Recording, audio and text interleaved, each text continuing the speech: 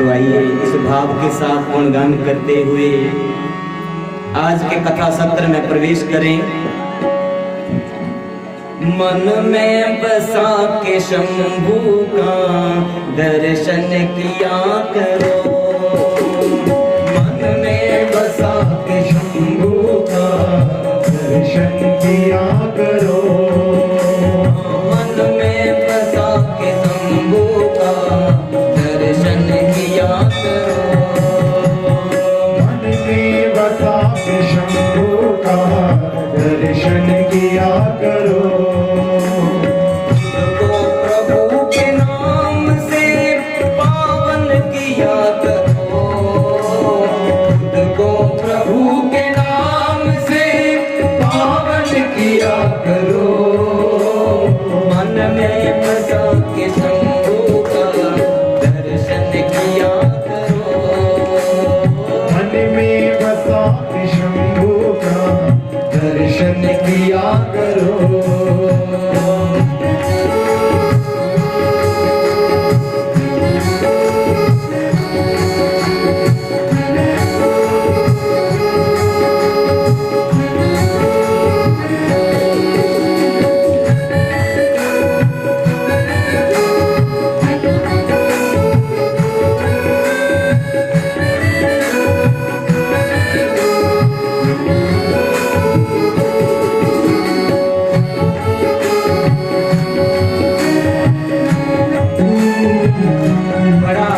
प्रेरणादायक भाव है ये। इसकी शब्द रचना के ऊपर जरूर अमल करने का प्रयास करना। मन में बसा के शंभू का दर्शन किया करो। मन में बसा के शंभू का दर्शन किया करो। मन में बसा के शंभू का दर्शन किया करो। मन में बसा के शंभू का दर्शन किया करो। खुद को प्रभु के नाम से पावन किया करो। खुद को प्रभु के नाम से पावन किया करो। मन में बसा के शंभू का दर्शन किया करो। मन में बसा के शंभू का दर्शन किया करो।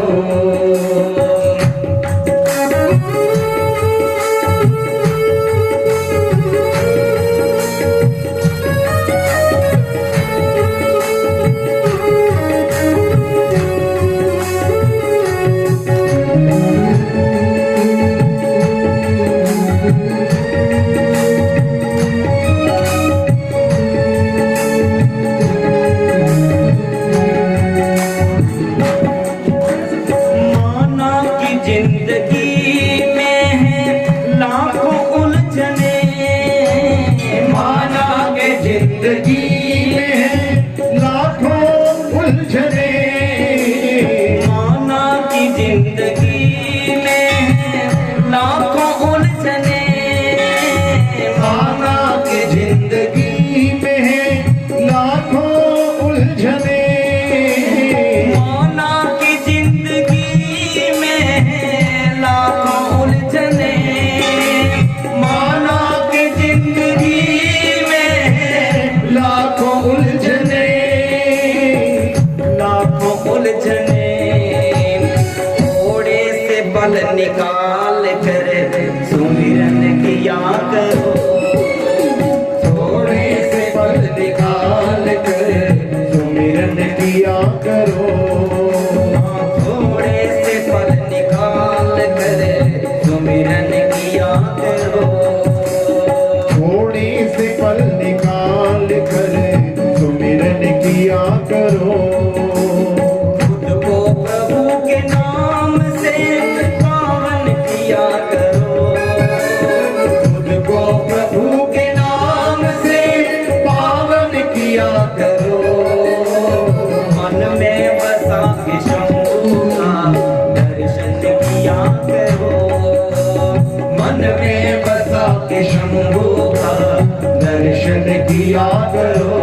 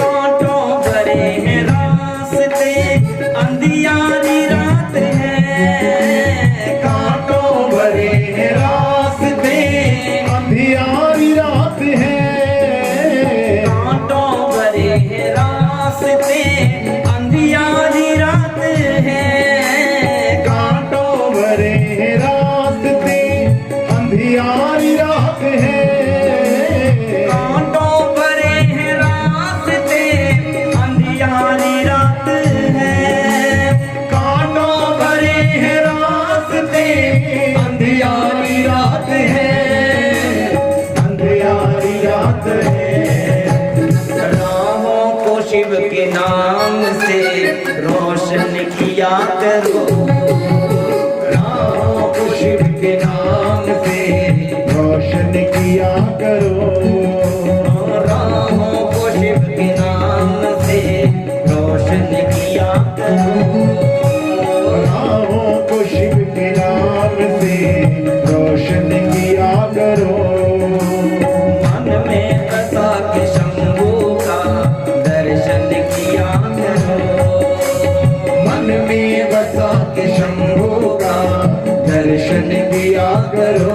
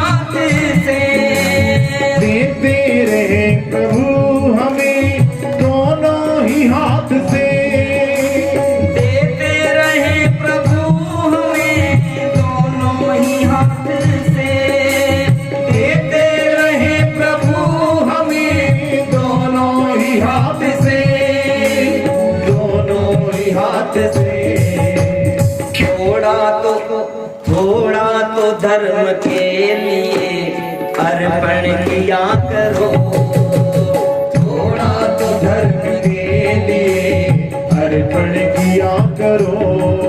हाँ, थोड़ा तो धर्म के लिए अर्पण किया करो, थोड़ा तो धर्म के लिए अर्पण किया करो।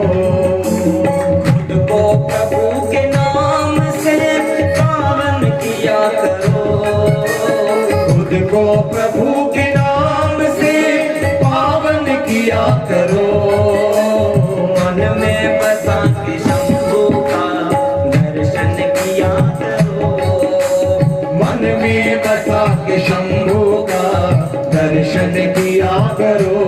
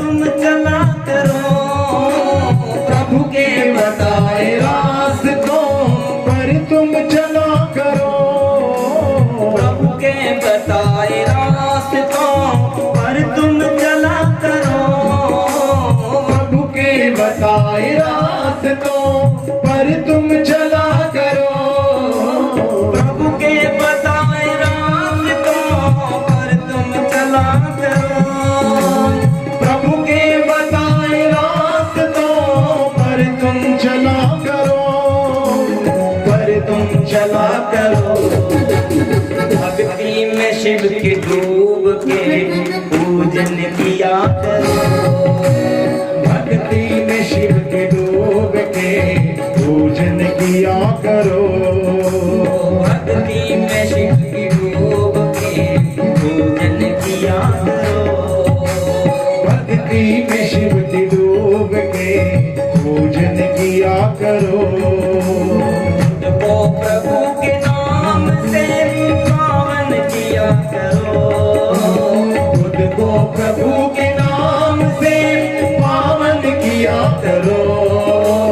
मन में बसा के शंभू का दर्शन किया करो। मन में बसा के शंभू का दर्शन किया करो। मन में बसा के शंभू का दर्शन किया करो। मन में बसा के शंभू का दर्शन किया करो। मन में बसा के शंभू का दर्शन किया करो। मन में बसा के शंभू का दर्शन किया करो। बोलिए शंकर भगवान की जय भागवत भगवान की जय बोलिए सद्गुरुदेव भगवान की जय।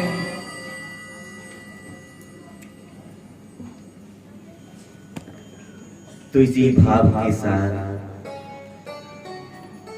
आइए कथा गंगा में प्रवेश करें, शिव गंगा में प्रवेश करें, शिव महिमा में प्रवेश करें और हम भी चल करके शरण प्राप्त करें।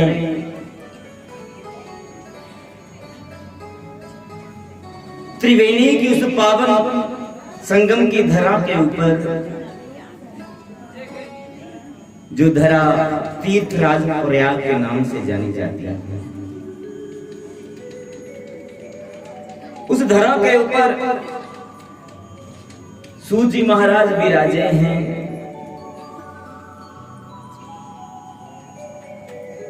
जो कि व्यास भगवान के परम प्रिय शिष्य हैं।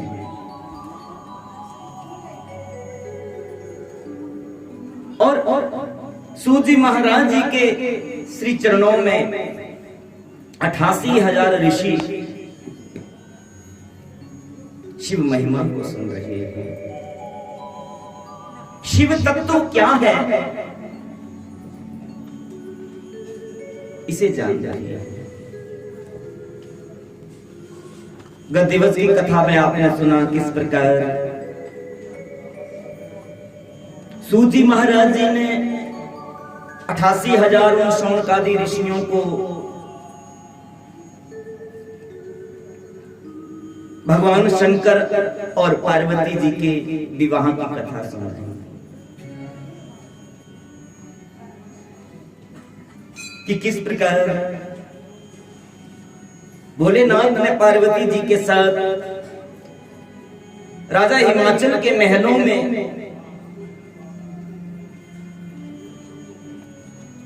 वैवाहिक रस्मों को पूरा किया।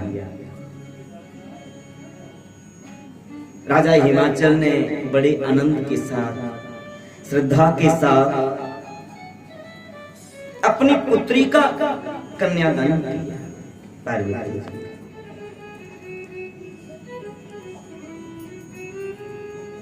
पार्वती जी के साथ महादेव कैलाशवास करने लगे। अपनी गृहस्थी का निर्वहन करते हुए कार्तिकेय जी का प्राकट्य हुआ। किस प्रकार हुआ आपने सुना। और उन कार्तिकेय जी ने तारकासुर का संहार किया, जिस तारकासुर ने सबको पीड़ित किया, अपने व्यवहार के द्वारा सबको सताया।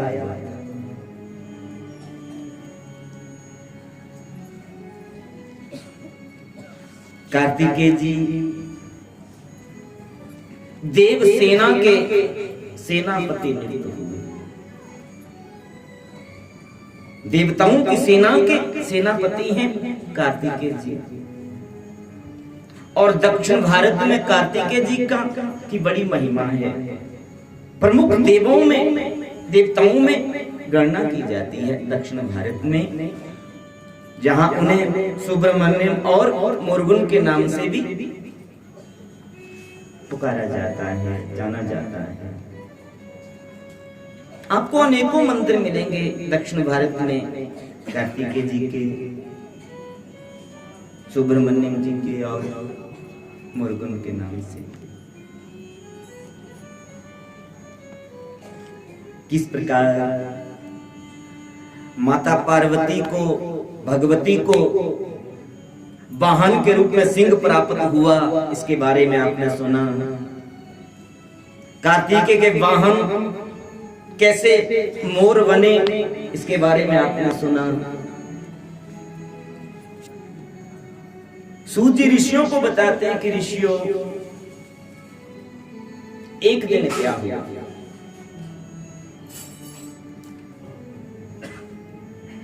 ये घटना श्वेत कल्प की है। श्वेत कल्प में एक बार पार्वती जी स्नान कर रही थी और नंदी को उन्होंने द्वार पर खड़ा किया पहरा देने के लिए कि कोई भीतर प्रवेश ना करे, कोई भीतर प्रवेश ना करे। तो माता पार्वती जी भीतर स्नान करने लगी और नंदी जी द्वार पर खड़े होकर के पहरा दे रहे। और इसी बीच महादेव वहां पहुंचे। तो महादेव जैसे प्रवेश करने लगे, नंदी ने महादेव को रोका कि भोलेनाथ आप तनिक रुकिए, भीतर माता जी स्नान कर रही हैं।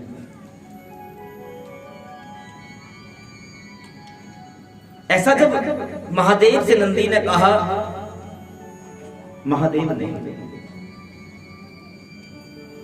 फिर रास्ता रोक करके नंदी कहने लगे, महादेव आप ना जाइए, भीतर माता जी स्नान कर रही हैं, अभी थोड़ा रुकिए। महादेव भीतर चले गए और भीतर जब महादेव पहुंचे, मां पार्वती जी ने महादेव को भीतर आए जब देखा, अब स्नान कर रही थी, तो लज्जावश होकर के, लज्जित होकर के कहां से चली गई।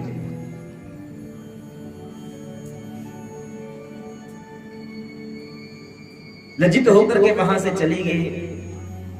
जाकर के सोचने लगी, नंदी के ऊपर क्रोध आया, मैंने उसे द्वार पर खड़ा किया था कि कोई भीतर प्रवेश ना करे, लेकिन नंदी ने मेरी बात नहीं मानी।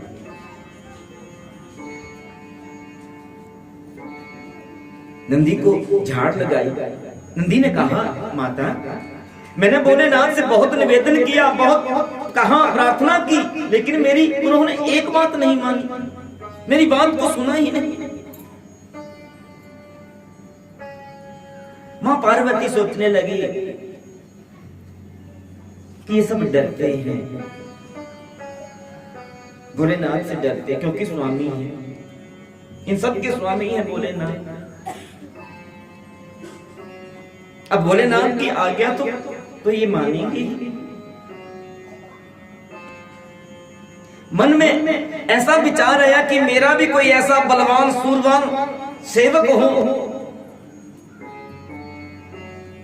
जो मेरी आदेश का कभी उल्लंघन न करे, मेरी आज्ञा का कभी उल्लंघन न करे, ऐसा सेवक हो मेरा भी। तो माता पार्वती ने क्या किया, एक मानसिक बालक प्रकट किया, एक मानसिक बालक प्रकट किया जो उनकी सेवा कर सके, उनकी किसी भी हालत में, किसी भी परिस्थिति में उनके आदेश का उल्लंघन न कर सके। बड़ा ही सुंदर सुशील बालक जब माता पार्वती ने त्याग किया, मानसिक रूप से उसे आदेश किया, कि तुझे मैंने इसलिए प्रकट किया है कि तू किसी भी परिस्थिति में मेरे आज्ञा का उल्लंघन ना कर।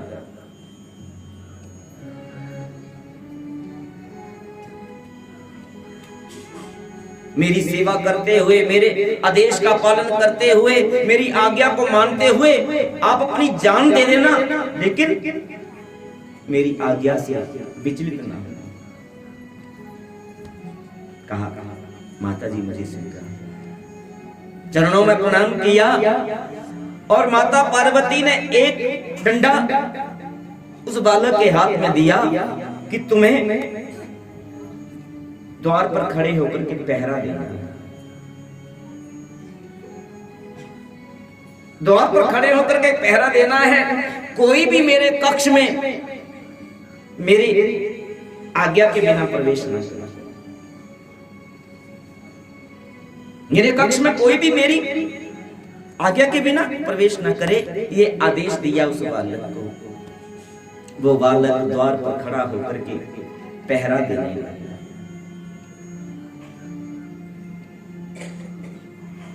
महादेव ने नंदी को किसी काम के लिए भेजा। माता पार्वती से कोई काम, कोई सामान लाना हो, कोई वस्तु लानी हो, दो मंगवाई। माता पार्वती जी भीतर कक्ष में विश्राम कर रही हैं अपने, और वो बालक खड़ा बाहर पहरा दे रहा है। नंदी ही आया, प्रवेश करने लगे, लेकिन उस बालक ने इनकार किया, आप प्रवेश नहीं कर सकते। जब तक मेरी माता मुझे आदेश ना देगी, आप भीतर प्रवेश नहीं कर सकते।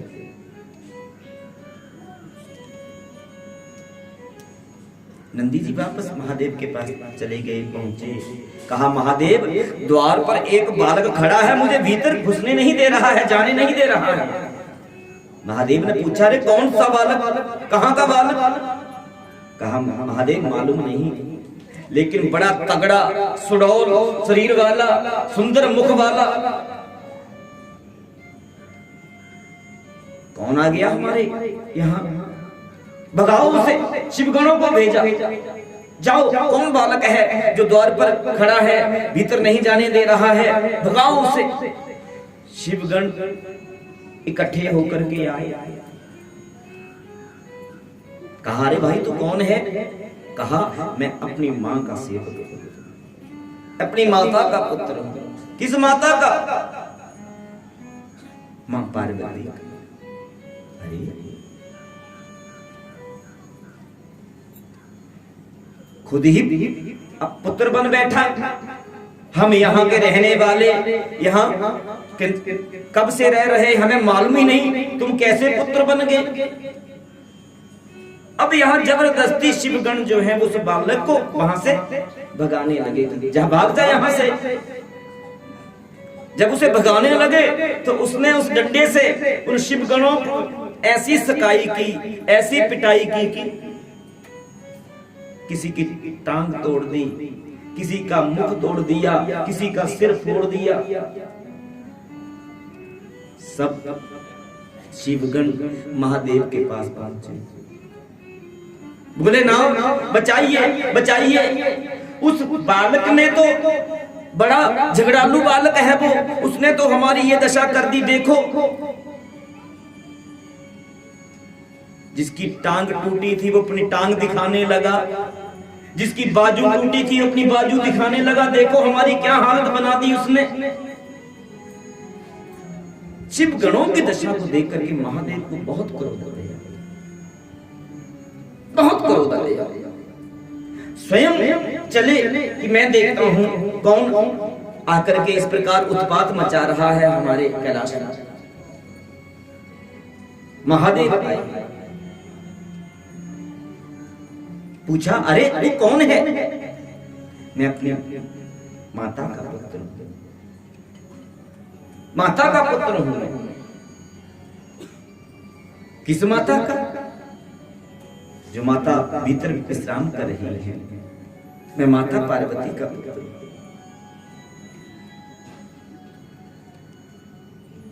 महादेव भी सोचने लगे ये पुत्र कब आ गया।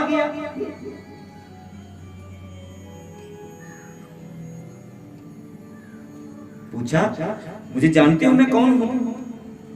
मैं नहीं जानता, मैं अपनी माता को ही जानता हूं, केवल अपनी मां को ही जानता हूं और उसी के आदेश की आज्ञा को मैं मानता हूं। मेरी मां ने मुझे बस यही आदेश किया है कि कोई भीतर प्रवेश ना करे। महादेव को क्रोध आया।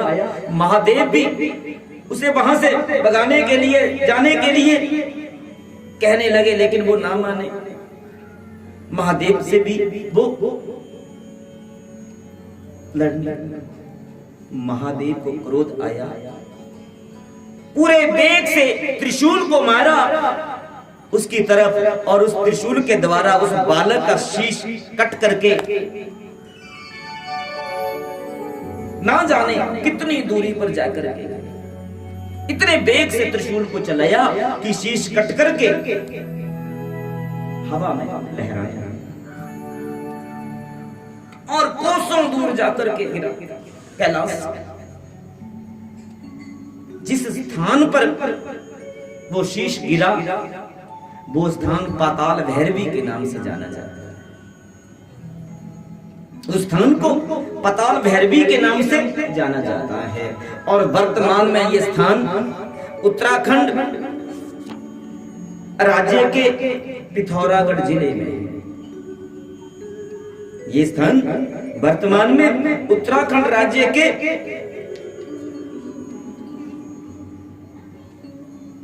पिथौरागढ़ जिले में है, जो स्थान आज वर्तमान में पाताल भुवनेश्वरी के नाम से जाना जाता है, जहां गणपति जी का शीश कट करके, उस बालक का शीश कट करके गिरा। अब जैसे ही शीश कटा, बिना शीश के उसका शरीर पृथ्वी पर गिरा, खून से लथपथ, खून बहने लगा, रक्त बहने लगा और बिना शीश के वो शरीर वो धड़ सारा वहां पर धरती पर गिरा, खून से लथपथ। माता पार्वती को जब मालूम चला, माता पार्वती को बहुत क्रोध आया, इतना क्रोध आया कि उनके क्रोध से ये सारा ब्रह्मांड कांप उठा, सारा ब्रह्मांड कांप उठा। भगवती का क्रोध तो सारी सृष्टि को नाश कर देता है, सारी सृष्टि का नाश करने वाला है, सारा ब्रह्मांड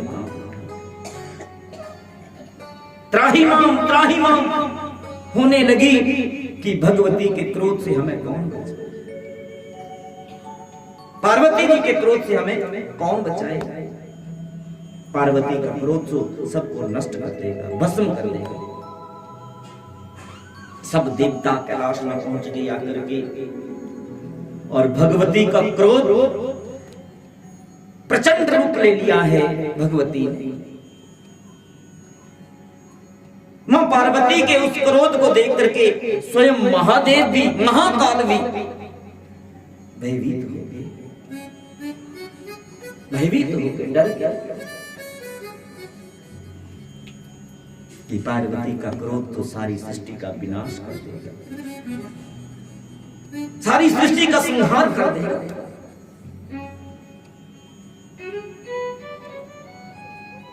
पार्वती जी ने कहा, जब तक मेरा पुत्र जीवित नहीं होगा मैं सबका नाश कर दूंगी, सबको नष्ट कर दूंगी, सबको मिटा दूंगी। सब देवता घबरा गए, त्राहिमाम करने लगे, बोले ना कुछ करिए, भगवती के क्रोध से बचाइए इस सृष्टि को। तो महादेव ने क्या किया, आदेश किया शिवगणों को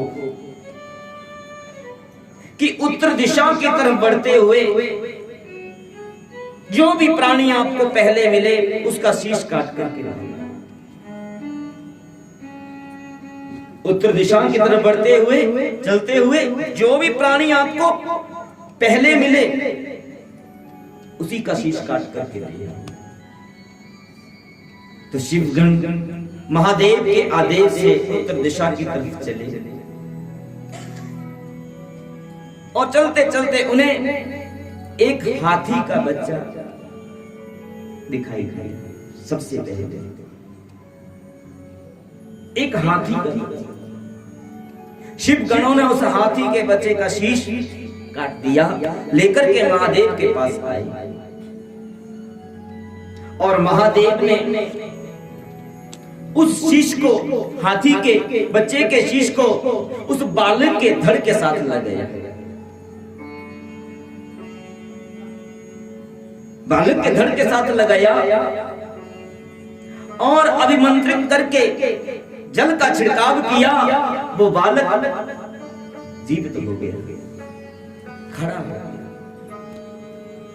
जीवित होकर के वो बालक खड़ा हो गया। सब जय जयकार करने लगे, जय जयकार करने लगे। सब खुश, सारे देवता खुशी मनाने लगे, जय जयकार करने लगे। पार्वती जी को बताया भोलेनाथ ने, देवी आपका वो सेवक जीवित हो गया है, अब क्रोध त्याग दीजिए। मुझे नहीं मालूम था आपने उसे अपना सेवक मान करके उसे नियुक्त किया है, लेकिन जो हुआ वो छोड़ो, अब वो बालक जीवित हो चुका है, अब क्रोध त्याग दीजिए। पार्वती जी ने जब उस बालक को देखा आकर के, कहने लगी ये कैसा, ये आपने कैसा शीश लगाया, कैसे जीवित किया, क्या कहेंगे, सारा संसार क्या कहेगा। शरीर मानव का और मुख हाथी का। महादेव ने कहा, देवी ये बालक मेरे गणों का अध्यक्ष कहलाएगा, गणाध्यक्ष कहलाएगा। ये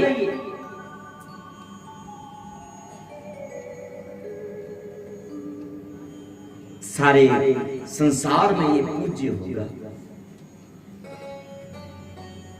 सारे संसार में ये पूज्य होगा। मैं वरदान देता हूं इसे, कोई भी शुभ कार्य किया जाएगा, प्रारंभ होगा, सबसे पहले इसी का ही पूजन किया जाएगा। इसका नाम मैं गणपति रखता हूं। ये गणपति के नाम से प्रचारित होगा, मेरे गणों का अध्यक्ष कहलाएगा और प्रथम पूज्य होगा। मैं इसे अग्र पूजा का अधिकारी होने का वरदान देता हूं।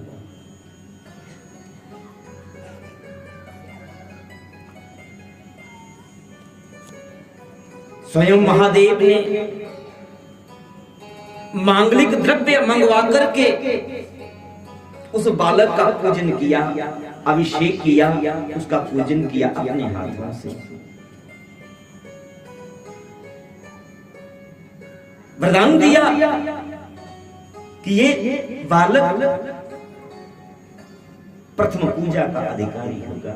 आज के बाद कोई भी पूजा प्रारंभ होगी, कोई भी शुभ कार्य प्रारंभ होगा, सर्वप्रथम इसका पूजन किया जाएगा, तभी आगे का कार्यक्रम शुरू हुआ।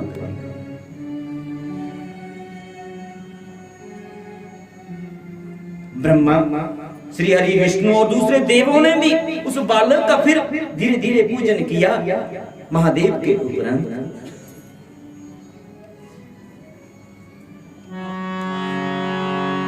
सूर्य कहते हैं ऋषियों, अभिपसिताथ सिद्ध्यर्थम पूजितो यासुरासुरैः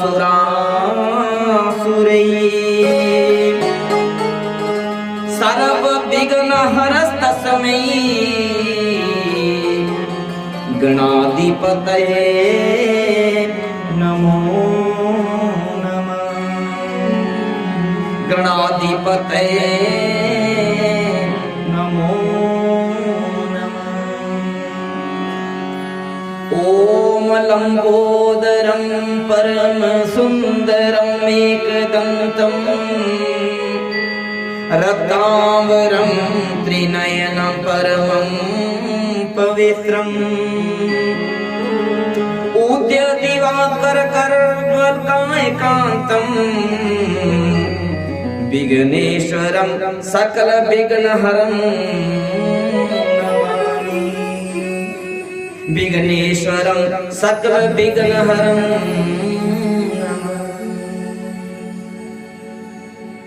इस बालक की उपासना से, साधना से, पूजा से कार्य निर्विघ्न पूर्ण हुआ करेंगे, निर्विघ्न संपूर्ण हुआ करेंगे। प्रणम्य शिरसा देवं गौरी पुत्र विनायकं भक्तवासं स्मरे नित्यं आयु कामा सीधे आयु कामा सीधे। देवी, आपने इसे अपने सेवा के रूप में, सेवक के रूप में नियुक्त किया था। मैं आज से तुम्हें ये बताता हूं कि ये बालक हमारा पुत्र कहलाएगा, हमारा दूसरा पुत्र कहलाएगा। जब इस प्रकार महादेव ने उस बालक को इतने वरदान दिए, इतना सम्मान दिया,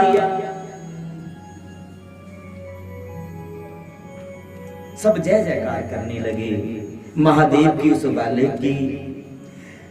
शिवगण बहुत खुश जब महादेव ने ये बताया कि ये बालक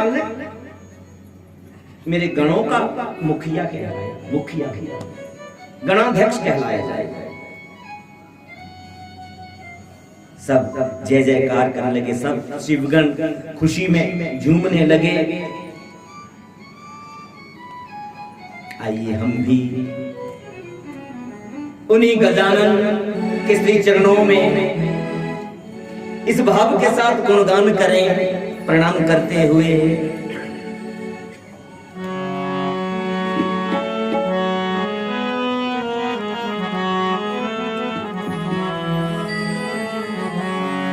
बोलिए गणपति महाराज की। करो वंदन हे शिव नंदन। सभी ने अपने अपने स्थान पर ही बैठे बैठे गणपति महाराज जी के चरणों में प्रणाम करना है, स्वभाव के साथ गुणगान करते हुए हमारे साथ साथ। कि करो वंदन हे शिव नंदन, तेरे चरणों की धूल है चंदन। करो वंदन है शिव नंदन, तेरे चरणों की धूल है चंदन।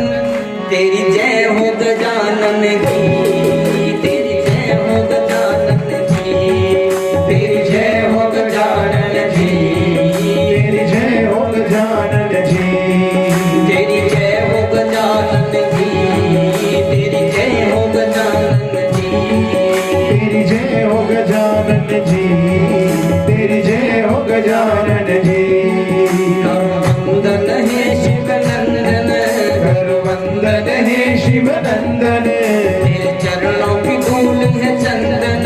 तेरे चरणों की धूल है चंदन। तेरी जय हो गजानन जी, तेरी जय हो गजानन जी, तेरी जय हो गजानन जी, तेरी जय हो गजानन जी, ओ तेरी जय हो गजानन जी, तेरी जय हो गजानन जी, तेरी जय हो गजानन जी, तेरी जय हो गजानन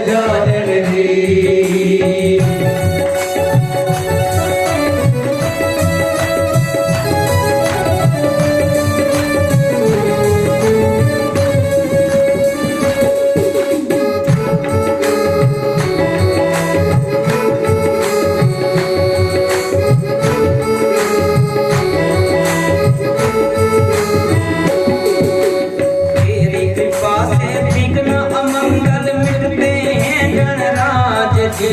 तेरी कृपा से विघ्न अमंगल मिटते हैं गणराज जी। तेरी कृपा से विघ्न अमंगल मिटते हैं गणराज जी। तेरी कृपा से विघ्न अमंगल मिटते हैं गणराज जी। विश्व विनायक बुद्धि के दाता श्री गणपति गणराज जी। विश्व विनायक बुद्धि के राजा श्री गणपति गणराज जी। विश्व विनायक बुद्धि के दाता श्री गणपति गणराज जी। विश्व विनायक बुद्धि के दाता श्री गणपति गणराज जी। जब मैं मन से करूं अभिनंदन, जब मैं मन से करूं अभिनंदन, अंतर मन हो जाए पावन, अंतर मन हो जाए पावन। तेरी जय हो गजानन जी, तेरी जय हो गजानन जी। तेरी जय हो गजानन जी, तेरी जय हो गजानन जी। करवंदन है शिव नंदन, करवंदन है शिव नंदन, तेरे चरणों की धूल है चंदन, तेरे चरणों की धूल है चंदन। तेरी जय हो गजानन जी, तेरी जय हो गजानन जी। तेरी जय हो गजानन जी, तेरी जय हो गजानन जी।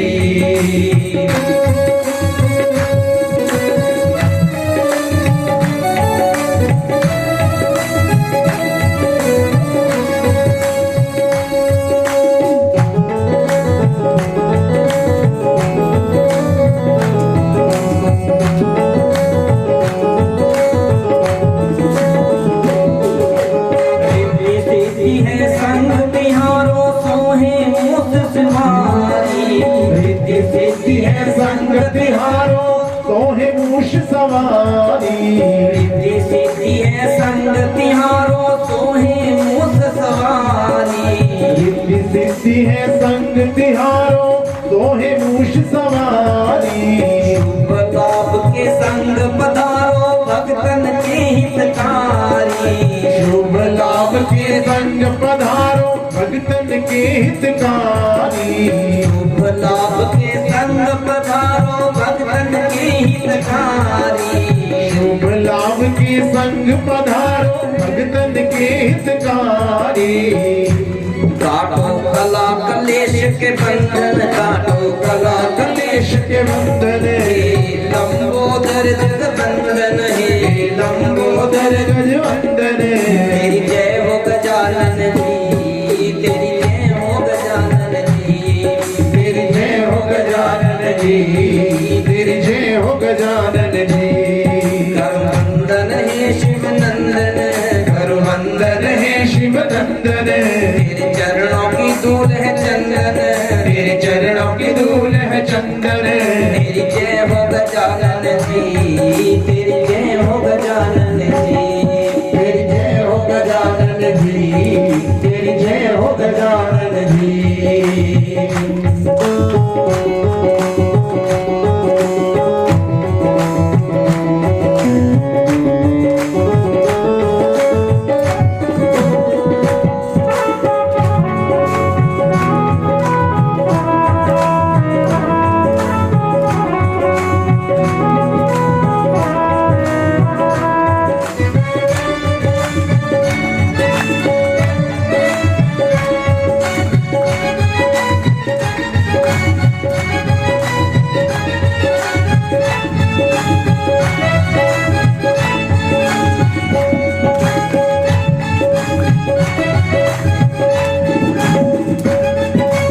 देवों में है प्रथम पूज्य है एक दंत शुभकारी। देवों में हो प्रथम पूज्य है एक दंत शुभकारी। देवों में है प्रथम पूज्य है एक दंत शुभकारी। देवों में है प्रथम पूज्य है एक दंत शुभकारी।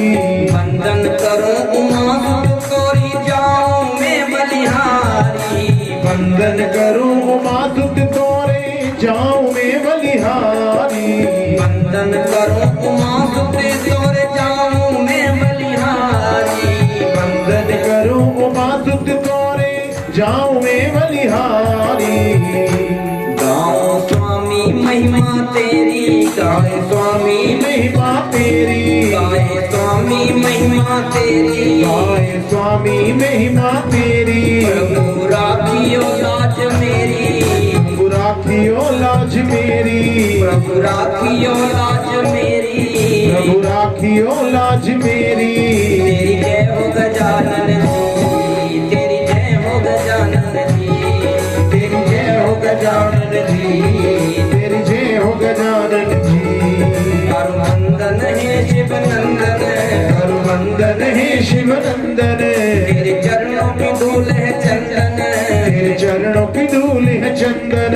तेरी जय हो गजानन जी, तेरी जय हो गजानन जी, तेरी जय हो गजानन जी, तेरी जय हो गजानन जी।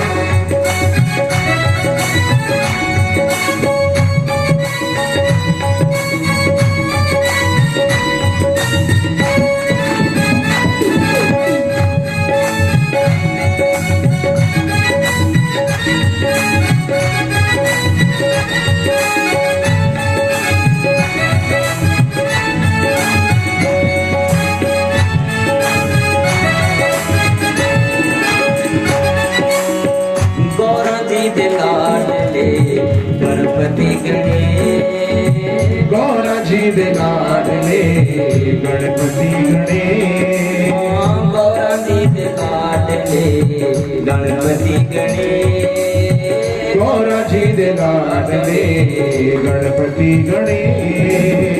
आओ पहला पूजिए, आओ पहला पूजिए, जो कटते कले, गौरा जी दे लाडले गणपति गणे, गौरा जी दे लाडले गणपति गणे।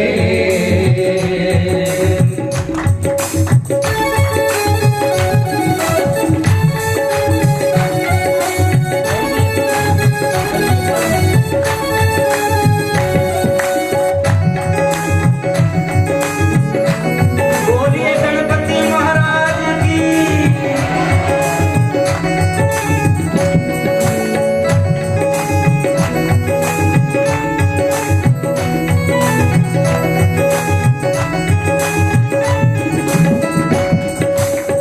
गौरा जी दे लाडले प्यारे, शंकर जी दी अखियां दे तारे,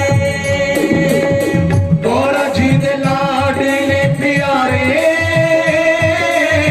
शंकर जी दी अखियां दे तारे। ओ गौरा जी दे लाडले प्यारे, शंकर जी दी अखियां दे तारे, गौरा जी दे लाडले प्यारे, शंकर जी दी अखियां दे तारे। ओ सुख संपत्ति दे वरदान, दाता करो सबका कल्याण, सुख संपत्ति दे वरदान, दाता कर सबदा कल्याण। सुख संपत्ति दे वरदान, दाता करे सबका कल्याण, सुख संपत्ति दे वरदान, दाता कर सबदा कल्याण। गौरा जी दे लाडले गणपति गणे, गौरा जी दे लाडले गणपति गणे। ओ आओ पहला पूजिए, आओ पहला पूजिए, जो कटते कले, गौरा जी दे लाडले गणपति गणे, गौरा जी दे लाडले गणपति गणे।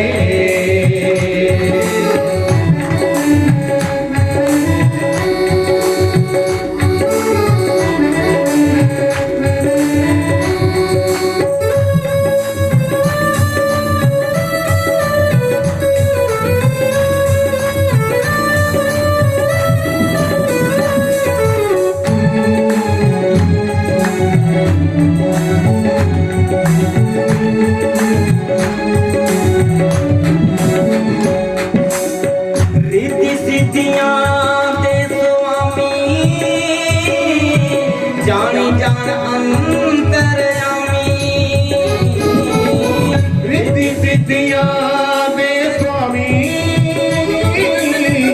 जानी जाने अंतर्यामी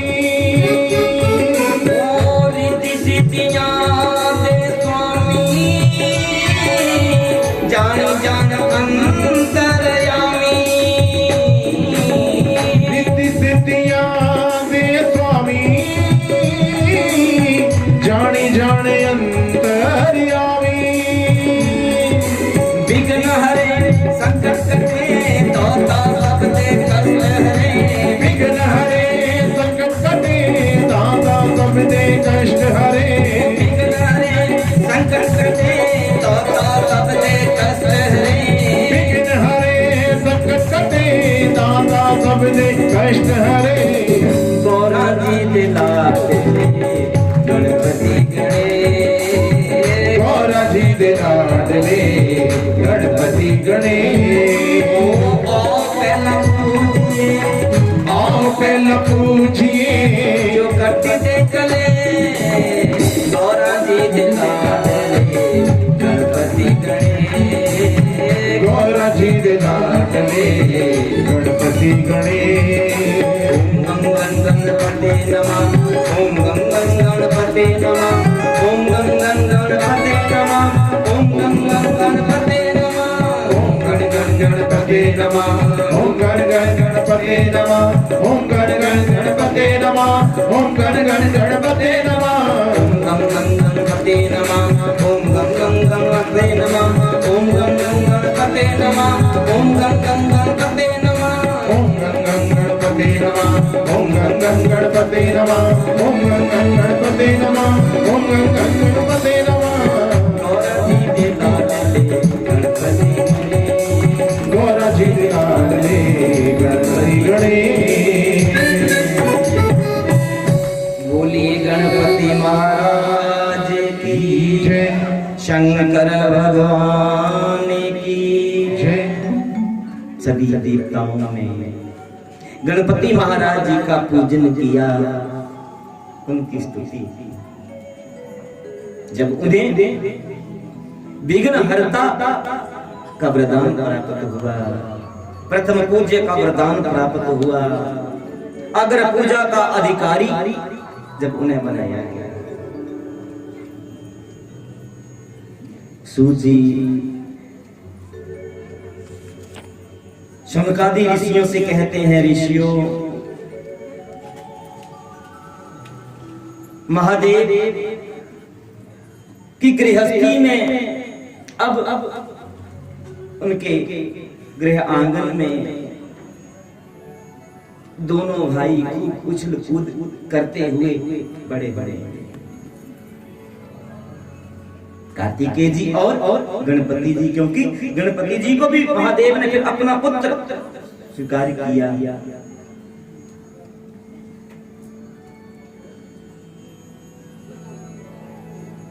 धीरे धीरे बड़े हुए, यौवन अवस्था को प्राप्त किया।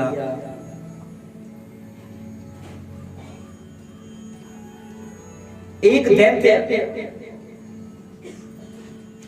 जिसका नाम था गजमुखासुर, एक दैत्य जिसका नाम था गजमुखासुर, ये भी बड़ा परेशान कर रहा था सभी को। असुर दैत्य करते ही परेशान हैं, अगर वो परेशान ना करे तो उन्हें असुर कौन कहे, दैत्य कौन कहे? कौन है असुर और दैत्य? जो अपने व्यवहार के द्वारा दूसरों को कष्ट पहुंचाए, जो अपने व्यवहार के द्वारा दूसरों को सताए, जिसके भीतर त्यागता नहीं है वो असुर है, जो निर्मोही है वो असुर है, जिसका व्यवहार सही नहीं है समाज में वो असुर ही है, चाहे वो किसी भी रूप में है, पुरुष रूप में है, स्त्री रूप में है, किन्नर रूप में है, पशु रूप में है, या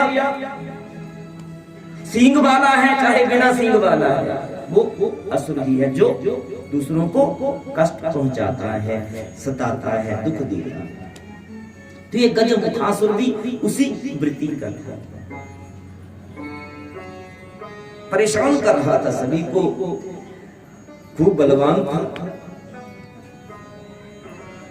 तो सभी देवताओं ने आकर के गणपति जी की शरण ली,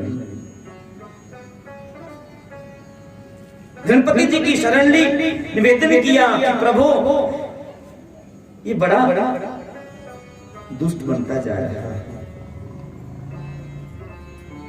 किसी को नहीं छोड़ता,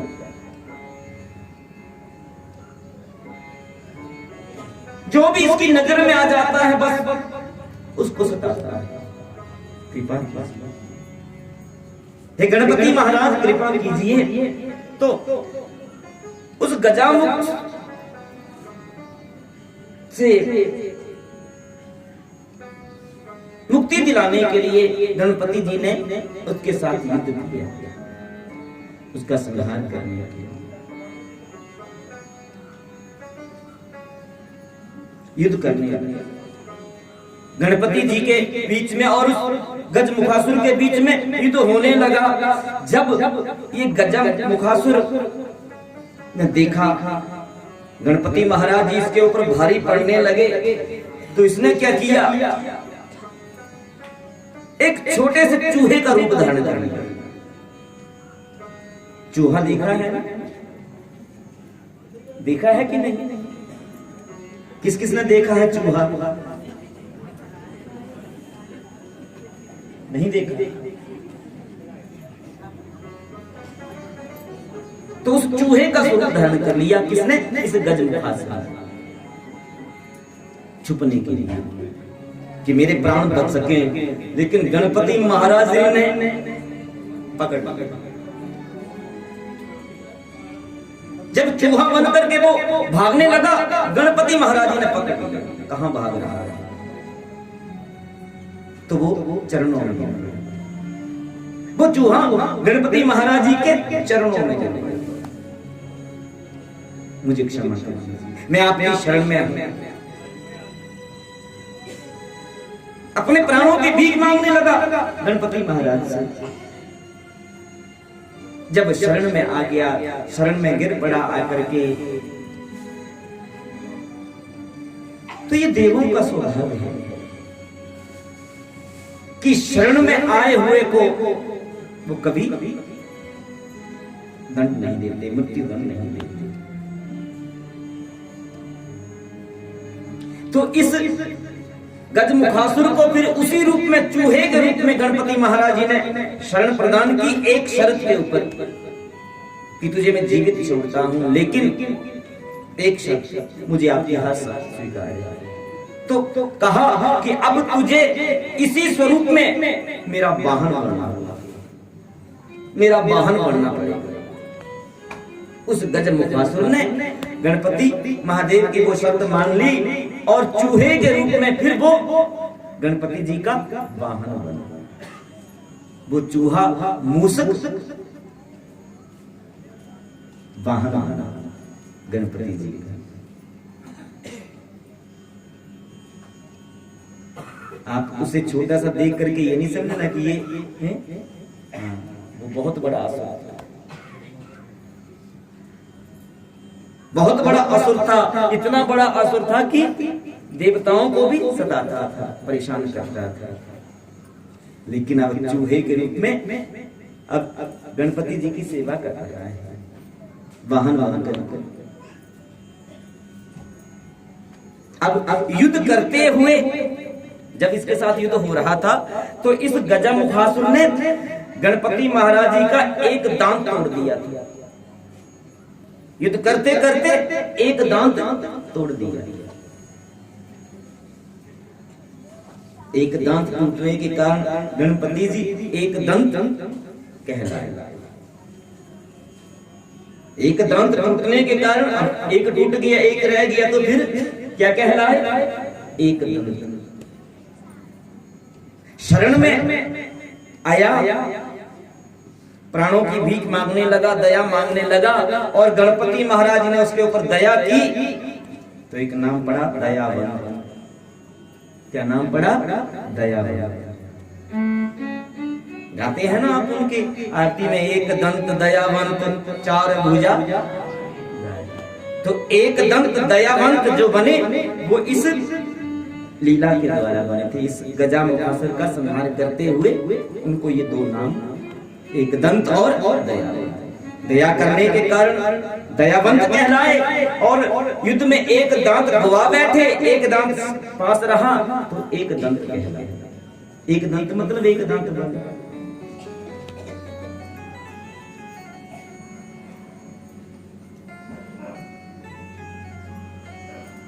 फिर आगे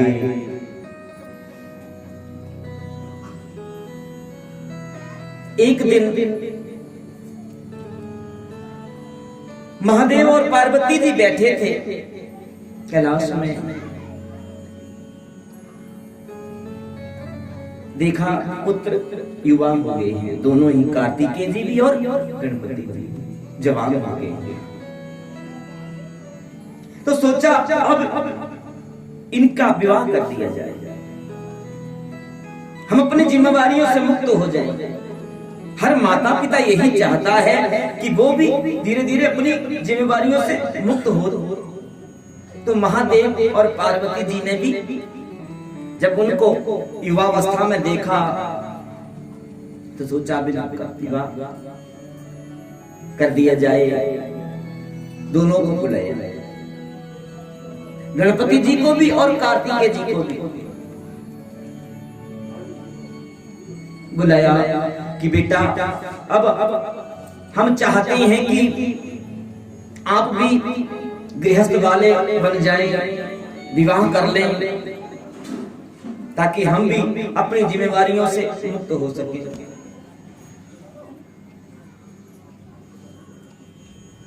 तो दोनों ने कहा ठीक है, जैसा आप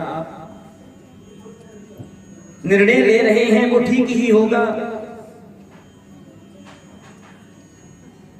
तो हंसी विनोद में महादेव ने पूछ लिया कि किसका विवाह पहले करे।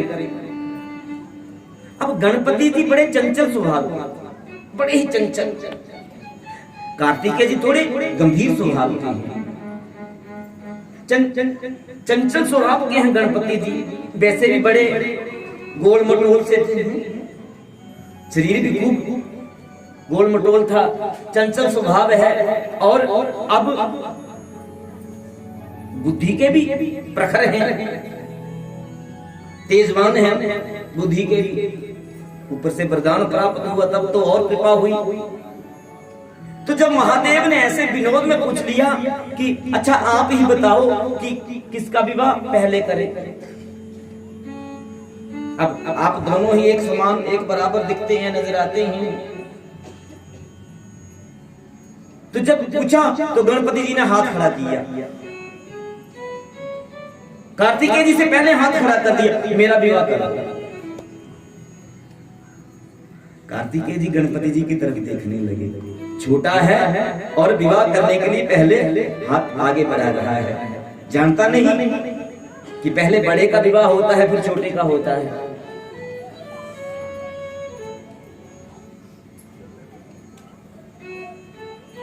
कहा नहीं मैं ही विवाह पहले करूंगा। कार्तिकेय कहे कि तू कैसे करेगा, पहले बड़े का हक है। दोनों भाई झगड़ने लगे, विवाह के लिए दोनों आपस में झगड़ने लगे। गणपति जी कहें पहले मैं करूंगा, और कार्तिकेय जी कहे नहीं मेरा हक है, और स्वाभाविक है हक कार्तिकेय जी का ही बनता है। अब महादेव ने देखा कि दोनों ही झगड़ रहे हैं विवाह के लिए, तो कहा अच्छा आप झगड़ो ना, उसका विवाह पहले कर दिया जाएगा जो पृथ्वी की परिक्रमा करके सबसे पहले आएगा। जो पृथ्वी की परिक्रमा करके सबसे पहले आएगा उसी का विवाह पहले कर दिया जाएगा। अब जैसे ही महादेव ने ये मुख से कहा और दोनों ने सुना, गणपति जी ने और कार्तिकेय जी ने, तो कार्तिकेय जी सुनकर के झट से अपने वाहन पर सवार हुए और निकल पड़े। किस पर सवार होकर के? मोर। क्योंकि कार्तिकेय जी का वाहन मोर है, तो मोर के ऊपर सवार हुए और परिक्रमा करने के लिए निकल पड़े। अब गणपति जी बैठ करके सोचने लगे कि इनका तो हेलीकॉप्टर है, वाहन है, और मेरा वाहन क्या है? मेरा वाहन ये तो जिंदगी बीत जाएगी तब भी परिक्रमा नहीं हो पाएगी। गए विवास, बैठ करके सोचने लगे। गणपति जी ने अपनी बुद्धि का प्रयोग किया, बुद्धि से काम लिया। उठे, स्नान किया,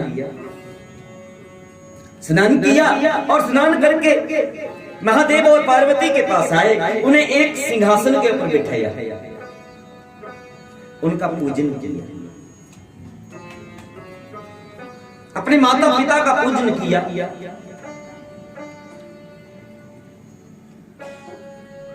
पूजन करके उनकी परिक्रमा एक नहीं 7 परिक्रमाएं ली गणपति महाराज ने।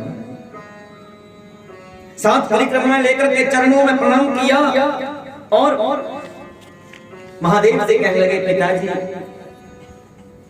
अब आप मेरा विवाह कर दीजिए। मैंने कहा तो है कि जो पहले पृथ्वी की परिक्रमा करके आएगा उसी का विवाह कर दिया जाएगा, पहले किया जाएगा। तो जाओ आप भी परिक्रमा करो। मैंने परिक्रमा कर ली। कैसे कर ली? पिताजी मैंने एक नहीं, मैंने तो 7 परिक्रमाएं कर ली। कैसे?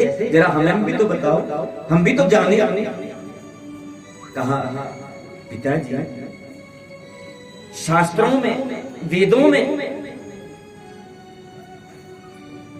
यही तो बताया है ना कि माता पिता ही सबसे बड़े देव हैं, भगवान हैं। जिसने माता पिता की पूजा कर ली उसने सभी देवों की पूजा कर ली। जिसने माता पिता की परिक्रमा कर ली उसने सारी परिक्रमा, सारी पृथ्वी की, भूमंडल की परिक्रमा कर ली। ऐसा कहा है ना वेदों में, शास्त्रों में ऐसा बताया है ना। तो आपको भी शास्त्र की बात को स्वीकार करना चाहिए, मानना चाहिए। नहीं तो शास्त्र, अगर आप भी वेदों की, शास्त्रों की बात को नहीं मानोगे तो शास्त्र झूठे कहलाएंगे। शास्त्रों को कोई नहीं मानेगा, वेदों को कोई नहीं मानेगा।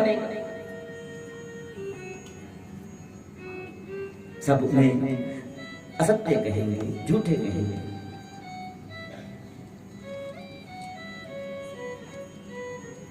गणपति जी की विलक्षण बुद्धि को देखते हुए महादेव भी हैरान हो गए।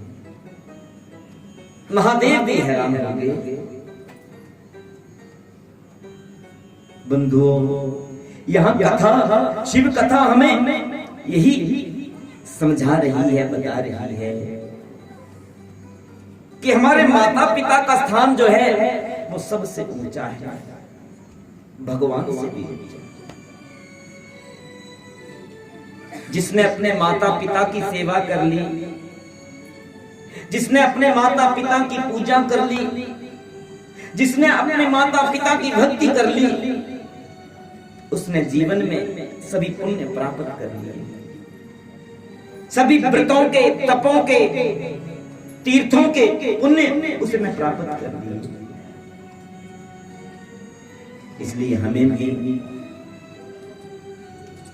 ये ध्यान रखना चाहिए, सीखना चाहिए कि हमारे भगवान जो हैं वो हमारे घर में ही विद्यमान हैं।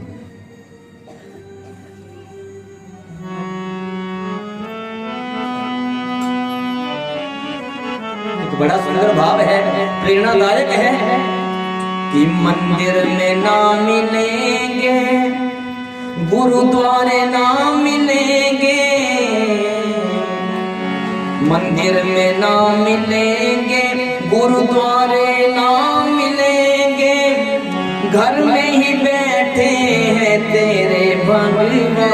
कर ले माँ को प्रणाम, अपने पिता को प्रणाम, कर ले माँ को प्रणाम, अपने पिता को प्रणाम, कर ले माँ को प्रणाम, अपने पिता को प्रणाम, कर ले माँ को प्रणाम, अपने पिता को प्रणाम। मंदिर ना मिलेंगे, गुरुद्वारे ना मिलेंगे, मंदिर ना मिलेंगे, गुरुद्वारे ना मिलेंगे, वो घर में ही बैठे हैं तेरे भगवान। कर ले माँ को प्रणाम, अपने पिता को प्रणाम, कर ले माँ को प्रणाम, अपने पिता को प्रणाम, कर ले माँ को प्रणाम, अपने पिता को प्रणाम, कर ले माँ को प्रणाम, अपने पिता को प्रणाम।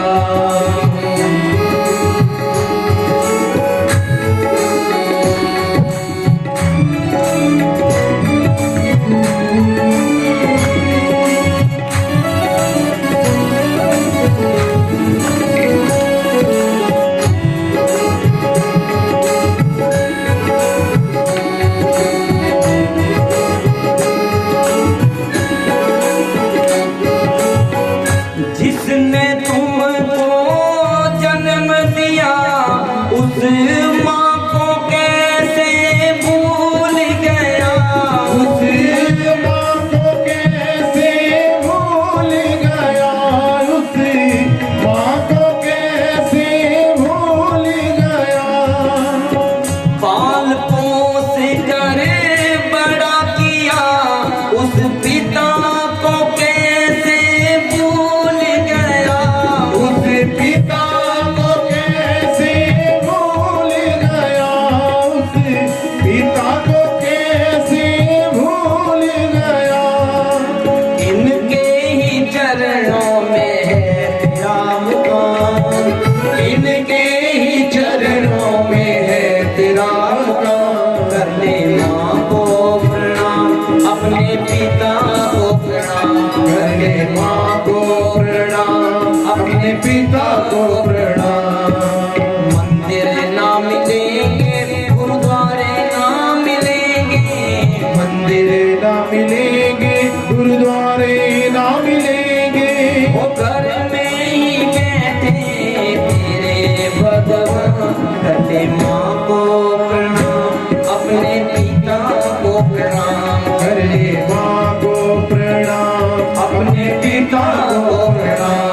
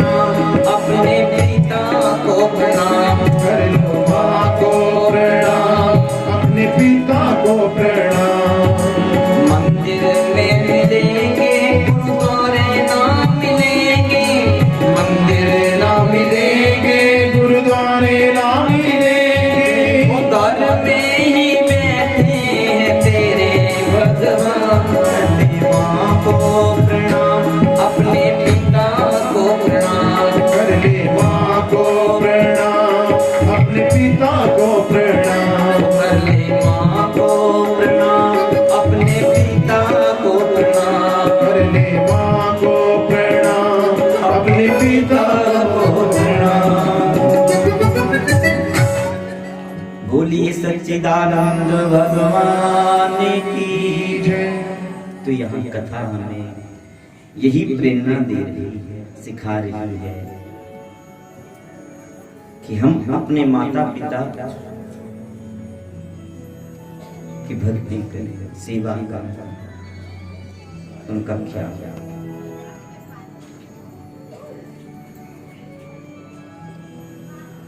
अगर हम भी चाहते हैं, एक उम्मीद रखते हैं कि वृद्धावस्था में हमारी संतान हमारी सेवा करें, हमारा ध्यान रखें, ख्याल रखें, तो पहले स्वयं भी संतान होने के धर्म का पालन करें, संतान होने के धर्म को निभाएं, क्योंकि ये कलिकाल है और कलिकाल का स्वभाव है जैसी करनी वैसी करनी, जैसा करेंगे वैसा ही प्राप्त होगा। तो हमें यहाँ ये प्रेरणा लेनी होगी। कथा को थोड़ा विश्राम दिया जा रहा है जलपान के लिए। विश्राम के उपरांत हम पुनः कथा क्रम को लेकर के आगे बढ़ेंगे। बोले सच्चिदानंद भगवान की, श्री भागवत भगवान की, बोलिए शंकर